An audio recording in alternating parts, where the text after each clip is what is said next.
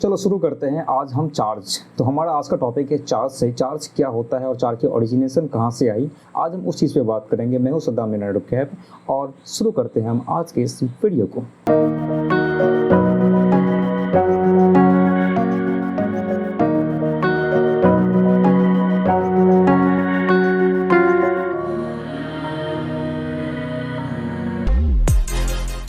तो चार्ज का जो कॉन्सेप्ट आया, हमें अंडरस्टैंडिंग हुई चार्ज के बारे में एटम एंड पार्टिकल से। वही चार्ज का जो कॉन्सेप्ट है वो बहुत पहले से एग्जिस्ट करता है, तकरीबन 600 BC से, जब ग्रीक लोगों को पता चला कुछ चार्ज के बारे में। उसके बारे में कुछ ही मिनट में बात करेंगे।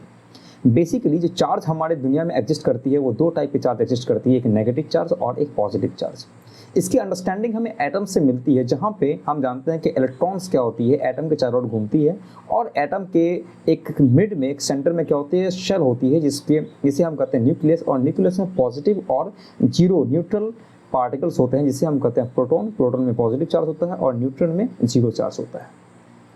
एटम में प्लस की संख्या और नेगेटिव की संख्या, दोनों की संख्या बराबर होने की वजह से एटम जो होती है वो उदासीन होती है। मीन्स कि जितने नंबर ऑफ इलेक्ट्रॉन्स होते हैं उतने ही नंबर ऑफ प्रोटॉन्स होते हैं।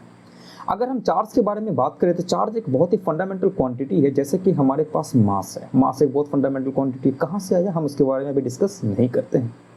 हमें ये मानते हैं कि यूनिवर्स में जितने भी चार्ज हैं वो क्या है, कंजर्व्ड हैं। ठीक है ना। इट मीन्स कि अगर नेट चार्ज यूनिवर्स में कुछ है तो हम उसे ना ही हम क्रिएट कर सकते हैं और ना ही डिस्ट्रॉय कर सकते हैं। वट एवर द यूनिवर्स में जो भी चार्ज है वो कंजर्व्ड है। बट ऐसा होता है कि लोकल में क्या होता है, हम क्या करते हैं, कभी भी चार्ज को क्रिएट कर सकते हैं और डिस्ट्रॉय कर सकते हैं। जैसे कि न्यूट्रॉन को अगर आप खुला छोड़ दें, खुले एयर में छोड़ दें, तो वो क्या हो जाएगा, प्रोटॉन और इलेक्ट्रॉन में क्या हो जाएगा, बदल जाएगा। प्रोटॉन में पॉजिटिव चार्ज होता है, इलेक्ट्रॉन में क्या होती है, नेगेटिव चार्ज होता है। ये दोनों मिला के हमें क्या देगा, जीरो चार्ज देगा। तो इट मीन्स कि जो भी न्यूट्रॉन है, मान लेते हैं न्यूट्रॉन एक क्या सिस्टम है और उस पर चार्ज कितना है, जीरो है, तो ऑब्वियसली इसने प्लस और माइनस चार्ज क्रिएट तो किया, बट इन दोनों की संख्या क्या होती है, एक नेट चार्ज क्या है, जीरो है। तो डेट इज द मीन कि यूनिवर्स में जितने भी चार्ज हैं वो क्या होते हैं, कंजर्व होते हैं। हम उसे डिस्ट्रॉय नहीं कर सकते, ना ही उसे क्रिएट कर सकते हैं। जितनी है वो है। अब यूनिवर्स में कितनी है we don't know, but we can always create some charge और we can always create destroy some charge. तो in the sense charge conserve होते हैं। अब चार्ज की यूनिट क्या होती है, चार्ज की जो यूनिट होती है उसे हम कहते हैं कूलम्ब कहते हैं। कूलम्ब एक साइंटिस्ट था और उसी के नेम के आफ्टर क्या हो गया, चार्ज का यूनिट रखा गया है, जिसे हम दिखाते हैं C से दिखाते हैं। अब आपको पता होगा कि इलेक्ट्रॉन की जो चार्ज होती है वो कितनी होती है, एक इलेक्ट्रॉन की जो चार्ज होती है वो होती है 1.6 × 10⁻⁻19 कूलम्ब। अब ये जो नेगेटिव और पॉजिटिव चार्ज है, बेसिकली हम कभी भी नेगेटिव और पॉजिटिव चार्ज देखते नहीं है। ये हमारी क्या है, एक सोच है। सोच मतलब एक्सपेरिमेंट से हमें कुछ मिला है इस टाइप का, और इसलिए हम कहते हैं कि इलेक्ट्रॉन पे जो भी चार्ज है वो है नेगेटिव चार्ज। अब प्रोटॉन पे जो चार्ज है वो क्या है, प्रोटॉन पे सेम जो अमाउंट है वो सेम है, बट उसमें क्या होती है, दूसरी चार्ज की पोलैरिटी होती है और उससे हम दिखाते हैं प्लस से दिखाते हैं। तो इन द सेंस यूनिवर्स में किस टाइप के एग्जिस्ट करते हैं चार्ज, दो टाइप के चार्ज एग्जिस्ट करते हैं, एक नेगेटिव चार्ज, एक पॉजिटिव चार्ज एग्जिस्ट करते हैं। और चार्ज की जो क्वांटिटी, चार्ज की जो यूनिट होती है वो क्या होती है, कूलम्ब होती है।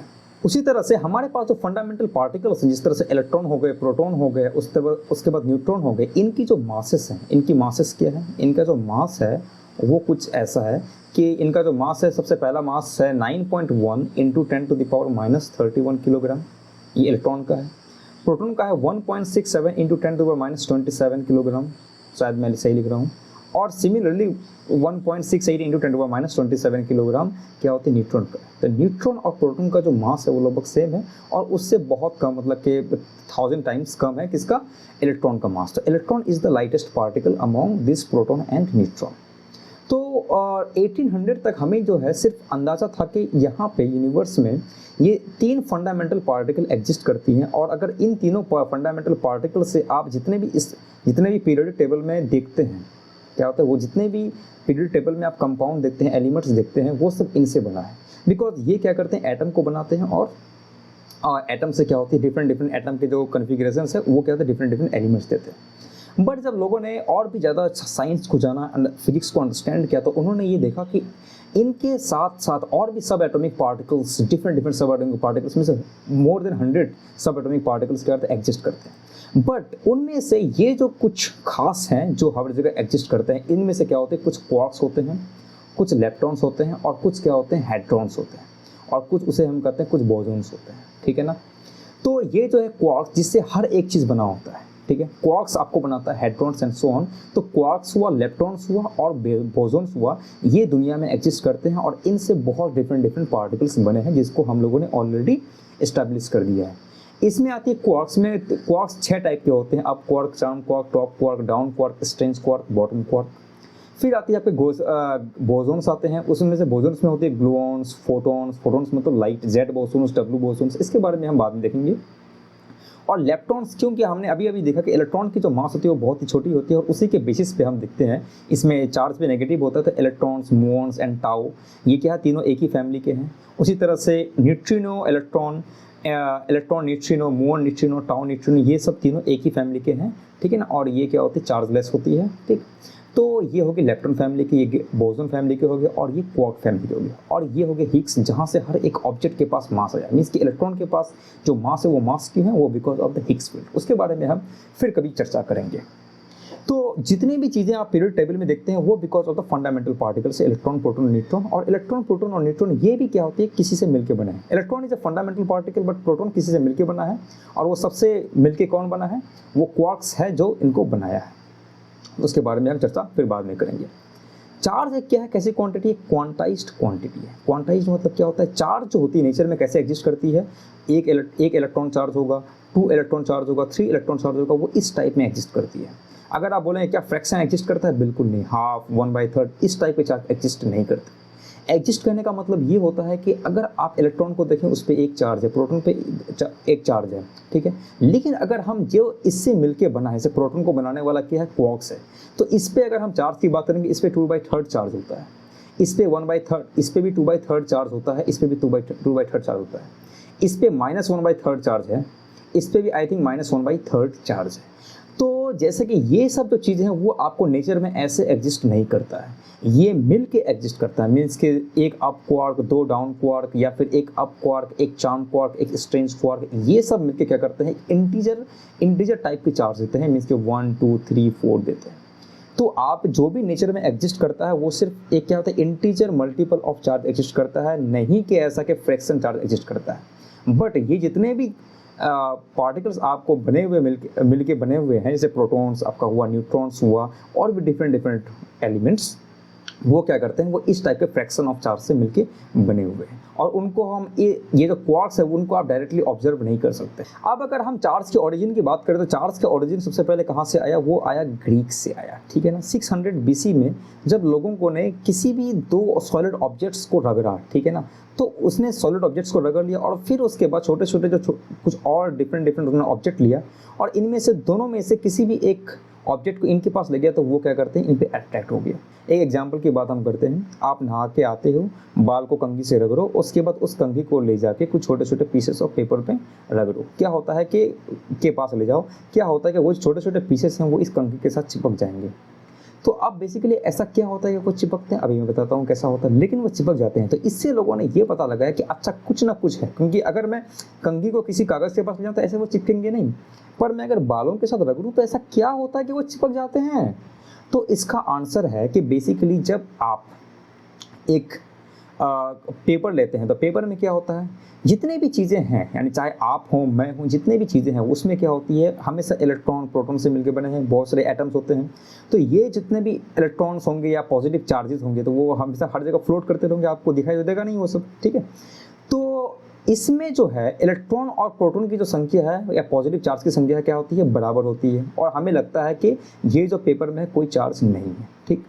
जब हमने बालों से कंघी को रगड़ा तो उसमें क्या होती है, आपका बाल थोड़ा सा भींगा हुआ है और बाल को जब आप कंघी से रगड़ोगे तो क्या होती है, रगड़ने से क्या होता है कि कुछ चार्ज आपके बालों में पानी का बूंद था, जब पानी का बूंद है तो उसमें क्या होता है, H2O है, और H2O क्या थोड़ा इलेक्ट्रोनेगेटिव है, उसमें नेगेटिव चार्ज कुछ ज़्यादा है। तो वो जो चार्ज है वो ट्रांसफ़र हो जाता है किस में, कंघा में ट्रांसफ़र हो गया। जब आप इसको यहाँ पे लेके जाते हैं तो ये नेगेटिव है, इस पे नेगेटिव चार्ज कुछ ज़्यादा आ गया। तो जब ये नेगेटिव चार्ज को आप इस पेपर के पास ले जाते हैं तो इसमें क्या होती है, ये तो न्यूट्रल था बिकॉज इसमें नंबर ऑफ इलेक्ट्रॉन और नंबर ऑफ प्रोटॉन क्या होते हैं, बराबर थे। जब ये नेगेटिव चार्ज इसके पास गया तो ये नेगेटिव को क्या करते, रिपेल कर दिया। तो इसके फलस्वरूप होता क्या है, इसके फलस्वरूप ये होता है कि जो इलेक्ट्रॉन होते हैं वो दूर चले जाते हैं, ठीक है, ये दूर आने लगे, और प्रोटॉन क्या होते हैं, पास आने लगे। तो इसका अगर मैं पिक्चर बनाऊंगा तो इस टाइप से है कि प्रोटॉन प्रोटॉन प्रोटॉन ये सब क्या हो गए, पास आ गए, इलेक्ट्रॉन दूर चले गए, ठीक है। जब मैं कंघी को यहाँ पे बगल में लेके आया तो यहाँ का जो इलेक्ट्रॉन है, यहाँ का प्रोटॉन है, उसको अट्रैक्ट कर दिया और ठीक है, और इलेक्ट्रॉन क्या क्या दूर चला गया। तो जब मैं देखा कि पहले इलेक्ट्रॉन नंबर और प्रोटॉन नंबर दोनों बराबर था, अभी भी वो बराबर है, लेकिन क्या होगा, एक बाउंड्री क्रिएट हो गया। इस बाउंड्री से क्या होगा, एक तरफ प्रोटॉन और प्रोटॉन आ गया, दूसरी तरफ इलेक्ट्रॉन आ गया। पहले क्या था, ये रैंडमली पोजीशन थे, कहीं भी इलेक्ट्रॉन प्रोटॉन आ गया, बट अब ये क्या हुआ, एक अलाइन हो गया, जिसकी वजह से बॉर्डर बन गई। और बॉर्डर बनने के बाद क्या होता है कि ये जो प्रोटॉन है वो इनसे चिपकना शुरू हो गया और इलेक्ट्रॉन क्या होगा, खिसक के एज में आ गया। और इसी चार्ज के डिस्ट्रीब्यूशन को हम कहते हैं इंडक्शन इफेक्ट। चार्ज डिस्ट्रीब्यूशन हो गया और हम इसे कहते हैं इंडक्शन इफेक्ट। तो इस वाले वीडियो में हमने क्या क्या सीखा, हमने सीखा कि चार्ज क्या होता है, चार्ज का कॉन्सेप्ट कहाँ से आया, ठीक है, एटम से हमें पता चला। दूसरी बात हमने सीखा कि ये जो छोटे छोटे पार्टिकल्स हैं, इलेक्ट्रॉन प्रोटॉन से न्यूट्रॉन, उससे भी छोटे छोटे और भी पार्टिकल्स जिससे एग्जिस्ट करते हैं। फिर हमने ये देखा कि चार्ज जो होती है वो क्वांटाइज्ड होती है और यूनिवर्स में ये कंजर्व होती है। कंजर्व का मतलब हमें सब समझ में आ गया। चार्ज की यूनिट होती है वो होती है कूलम होती है, और एक इलेक्ट्रॉन पे जो चार्ज होती है वो नेगेटिव ऑफ -1.6 × 10⁻⁹ कूलम होती है। मैग्नीट्यूड में इलेक्ट्रॉन पे जो चार्ज होती है वो प्रोटॉन पे भी उतनी चार्ज होती है, बस डिफरेंट होती है कि हम अपने अंडरस्टैंडिंग के लिए प्लस और नेगेटिव का यूज, प्लस और माइनस का यूज़ करते हैं। नेचर में जो एग्जिस्ट करती है वो integer multiple of charge exist करती है, मतलब कि 1 2 3 एग्जिस्ट करती है। कभी भी इसमें यहाँ पे चार्ज ऐसे नहीं एग्जिस्ट करेगी कि फ्रैक्शन में होती है। ऑब्वियसली फ्रैक्शन में चार्ज एग्जिस्ट करती है, बट कुछ जो छोटे छोटे पार्टिकल्स होते हैं, जैसे हम क्वार्क में देखें, उसमें क्या होती है, चार्ज एग्जिस्ट करती है जो कि फ्रैक्शन में होती है। और वो जो क्वार्क्स जो पार्टिकल्स होते हैं वो नेचर में डायरेक्टली एग्जिस्ट नहीं करते, वो हमेशा एक बाउंड में एग्जिस्ट करते हैं, मतलब कि लस्ट लाइक एक अप क्वार्क होगा, 2 डाउन क्वार्क हो जाएगा। इस पे 2/3 चार्ज है, इस पे -1/3 चार्ज है, इसमें -1/3 चार्ज है। तो न्यूट्रॉन जो मिला है वो एक अप क्वार्क 2 डबल क्वार्क से मिला है। इनको अगर आप ऐड करेंगे तो ये आपको क्या मिलेगा, 0 मिलेगा, ठीक है। तो बन गया आपका न्यूट्रॉन। तो इस तरह से वो क्या करते हैं, डिफरेंट अलग अलग पार्टिकल्स को जन्म देते हैं।